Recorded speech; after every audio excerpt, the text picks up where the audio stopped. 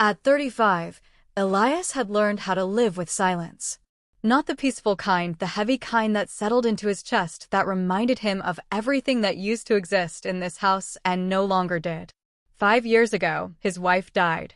5 years ago, the words stopped coming. The typewriter by the window hadn't been touched since. Dust rested on the keys like an accusation. Every now and then, Elias caught himself staring at the typewriter, hoping he could master the courage to write again. It never did. That morning, the sound came without warning. Laughter. Elias paused mid-step in the hallway, his coffee cooling in his hand. The sound didn't belong here. This house had not held laughter in years, not since the funeral flowers wilted and the last visitor stopped pretending he would be fine. The laughter came again, closer now, followed by the scrape of furniture. A voice humming off-key. Someone was moving in next door. He watched from behind his curtains as a young woman stepped out of a car too small for the number of boxes spilling from it. Paint stained her jeans. Her hair was tied up carelessly, curls escaping in every direction. She moved like someone who didn't know how to be quiet, even when she tried. Color followed her. Literally. A bright yellow lamp. A red rug. A plant so green. It almost looked fake. Elias frowned. Their eyes met briefly through the glass. She smiled. Not polite. Not cautious. Real. Elias stepped back before she could wave. That night, music bled through the wall, soft at first, then louder. He almost knocked to complain. Almost told her this wasn't the kind of place where noise belonged. But he did not. The following day, Elias was halfway down the hallway when he heard her voice. Hey, wait. He stopped before he could decide not to. Mira stood in her doorway, a notebook hugged to her chest, hair loose this time, eyes hopeful in a way that made refusal feel like cruelty. I need help, she said. I don't have time, Elias replied without hesitation. She smiled anyway. Why? He sighed, facing her now. I can't help you. Because I have things to do, he replied. She studied him, clearly unconvinced. Please, just an hour, I swear not to bother you after that, she repeated, slow, testing the words. Or you don't want to? Okay. Yes, she said, excited. I want you to help me write my essay. I don't write anymore, he said. Silence stretched between them. I am not asking you to write anything, he said finally. Just teach me. Fine. She stepped into the hallway, opening her notebook. I'll read, you'll listen, and you'll accidentally say something useful. That's all. He stared at her. You're persistent. I prefer committed, she replied. She began reading before he could stop her. It was rough. Honest. Too honest for someone her age. The characters talked around their feelings instead of through them. The scene ended too early, like she was afraid of staying. Elias closed his eyes without realizing it. When she finished, she looked at him. So, she asked. He hesitated. The second character leaves too soon. He said quietly. If they're angry, make them stay. People don't leave when they're angry. They leave when they're done. Myra's breath caught. She scribbled something down quickly. That was very specific, she said. I said I wouldn't write, he reminded her. I didn't say I wouldn't help. She smiled, not playful this time. Grateful. Thank you, she said softly. He turned to go. Mira, he added, stopping himself. Don't disturb me next time. I won't, she whispered. After that day, the knocks became routine. At first, Elias dreaded them. He never knew if she'd be asking for help or just for attention he didn't think he deserved. Hey, she'd say, appearing at his door with something in her hands. A plate of cookies burned on one side. A cup of tea too sweet. A sketch she didn't think was good enough to keep. Thanks for helping me, she'd say, smiling, like gratitude could be a weapon. Or a bridge. Elias would shake his head, refuse politely, and watch her linger anyway. She never left empty-handed herself. She'd set the small gesture down on his counter or doorstep and retreat just far enough to let him look without touching. Why do you keep doing this? He asked one afternoon, holding a cookie he didn't want but couldn't refuse. Because you helped me, she said, shrugging as though that explained everything. I prefer if you'd stop, he pressed. Because, she said, smiling. Because I find you annoying and I wish you would stop bothering me. Mira's bright, colorful smile went sore. Oh, I'm sorry disturbing you anymore. Then she just walked away. The following days were unusual. For the first time in weeks, the knock didn't come. Not in the morning, not in the afternoon, not when the sun had dipped low enough to cast long shadows down the hall. Elias frowned as he stirred his tea for the third time that day. Where is she? By evening, the worry had settled deep in his chest. It was irrational. She was young. She was strong. And yet, he found himself standing in front of her door, hesitating only a second before knocking. No answer. He knocked again. Louder. Persistent. Nothing. His heart picked up speed.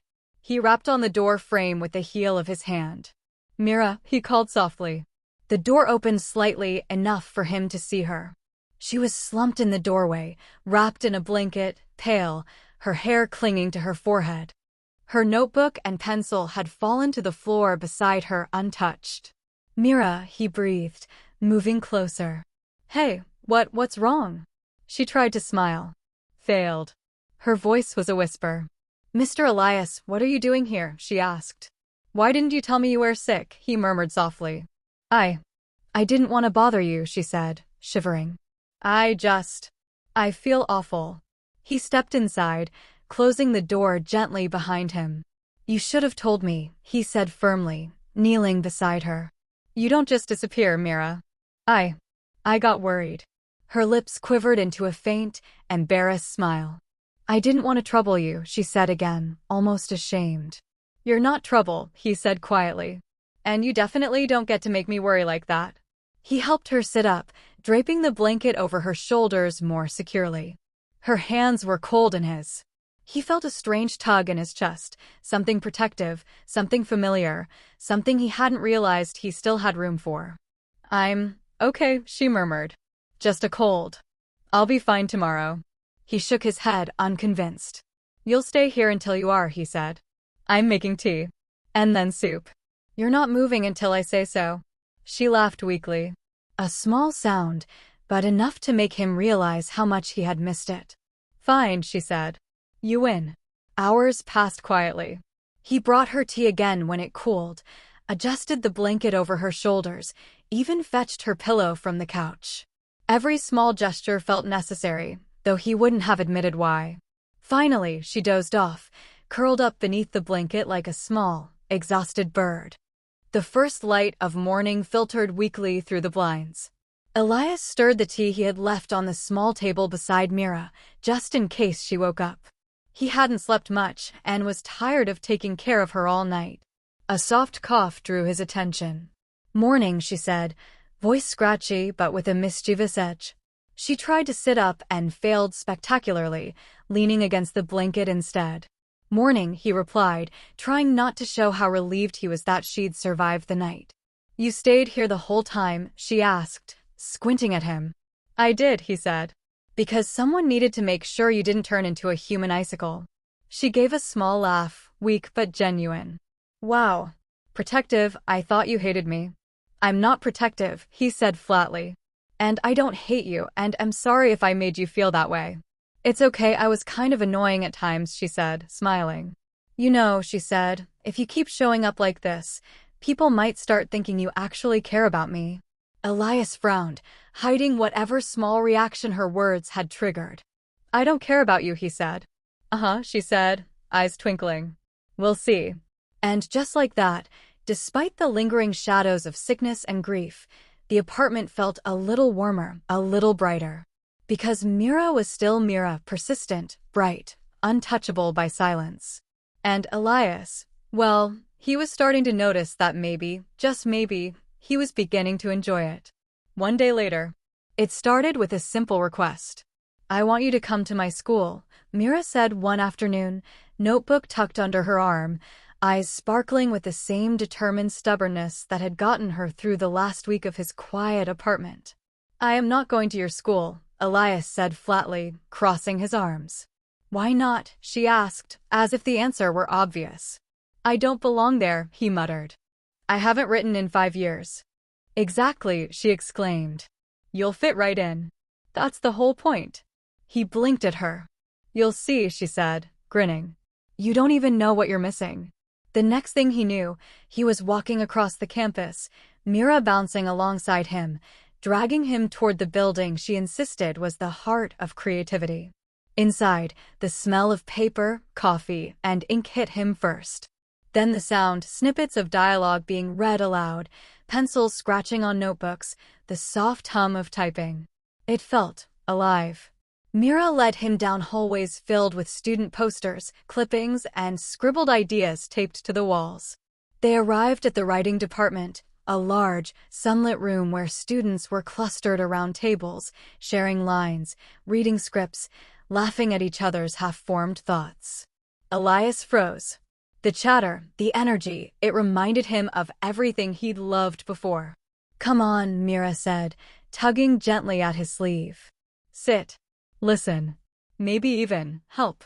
He hesitated. Then, almost without thinking, he let her pull him to an empty chair. A student glanced at him, smiled, and offered a notebook. He opened it out of habit. The blank pages stared back at him. And then it came, the familiar itch in his fingers, the pull in his chest. Words. Dialogue. Ideas he hadn't touched in years. He leaned over, reading a student's messy lines, offering small feedback. And with every suggestion, every correction, every sentence that left his lips, he felt a part of himself returning. "This is why I started writing." Mira watched him, barely containing her smile. She knew he didn't need to admit it. His eyes, bright for the first time in years, said it all. Elias Moore had returned to the world he had abandoned. Not for fame. Not for accolades. Not even for her, though Mira had been the spark. He had returned for the love of words. And maybe, just maybe, it had been waiting for him all along. After that day Elias found himself writing again. It was as if he had never stopped. He felt the first person he needed to tell was Mira, so he rushed to her apartment. But when he got there he didn't knock. He had no reason to. Mira always came to him. Always. But today, she wasn't at her apartment. The apartment smelled faintly of tea and old paper. Her notebook lay open on the floor, pencil abandoned beside it. And then he saw it. A stack of papers, dog-eared and well-worn, covered with small notes. Highlights and scribbles in the margins. Lines he recognized instantly, the dialogue, the phrasing, the rhythm. His words. All of them. Every single one. He sank to the floor beside the papers, heart racing, staring at the evidence of someone who had carried his stories like a lifeline. The door clicked behind him. He looked up. Mira stood in the doorway, pale but determined, notebook clutched to her chest. You found it," she said quietly. Why?" he asked, voice hoarse. "Why are all my scripts here? Why are you here?" She stepped closer, unafraid of his intensity. "I came here because of you," she said simply. "Because your stories, they helped me. When everything was falling apart, when I didn't know who I was anymore, your words kept me afloat. They reminded me I wasn't alone. That there was still a world worth living for." Elias shook his head. I didn't know. I thought no one." "No one?" she interrupted gently. "I wasn't the only one, but I needed to say thank you. Somehow. And I thought, maybe living next door, watching, listening, I could try to give something back, even if I meant just being there." He stared at her. For the first time in years, he didn't know what to say. "You saved me," she whispered, voice steady now. "And I just wanted to return the favor. That's all." Elias sank back against the wall, staring at the stack of scripts. They weren't just words on paper anymore. They were a bridge. A connection. A reason he could exist outside his grief. I had no idea," he said finally, voice low. "I never thought anyone could." Mira smiled faintly, moving to sit beside him. "I did. And I'm not the only one. But right now, I wanted you to know." For the first time in 5 years, Elias felt the weight in his chest lift, just enough to let a quiet, stubborn warmth settle in. His stories had mattered. "Thank you," he replied. "For what?" Mira asked. "For saving me back." The following day, Elias sat at his desk, the apartment quiet except for the soft scratching of pencil on paper. It had been weeks since Myra's revelation. Weeks since he had seen the impact of his own words through someone else's eyes. And for the first time in years, he felt capable of writing not just small notes or feedback, but a real story. The desk lamp cast a warm glow over the blank pages, but this time, they didn't scare him. They waited. Patient. Expectant. Way she had knocked on his door, the way she had teased him, the way she had believed in him even when he didn't. He thought of her courage, of her persistence, and of the countless hours. She had carried his words as lifelines. And he wrote. Line after line, page after page. Dialogue that felt alive. Scenes that breathed. Characters who moved through the story as if they were waiting for him to return all along. Hours passed unnoticed. Only the occasional rustle of papers or Myra's quiet footsteps in her apartment next door reminded him the world still existed outside his room. Finally, he set down his pen and read the last line aloud to the empty room. And in the end, it wasn't the silence that defined them, but the courage to speak again. He exhaled. The story was finished. Not perfect. Not brilliant. But whole. Complete. He leaned back in his chair, eyes closing, and let the quiet settle around him, not oppressive this time, but comforting. The weight he had carried for 5 years had lifted, replaced by something lighter, something steady. Mira pulled him from his thought. You finished it, she said, voice low, almost in awe. I did, he said, a small smile tugging at his lips. Thanks for reminding me how. She nodded, understanding. No words were needed. Elias looked at the stack of pages before him. The story he had written for himself and, unknowingly, for her, was finally done. And in that completion, he realized something he hadn't felt in years. Purpose. The pen was heavy in his hand, but it no longer felt like a burden. It felt like home.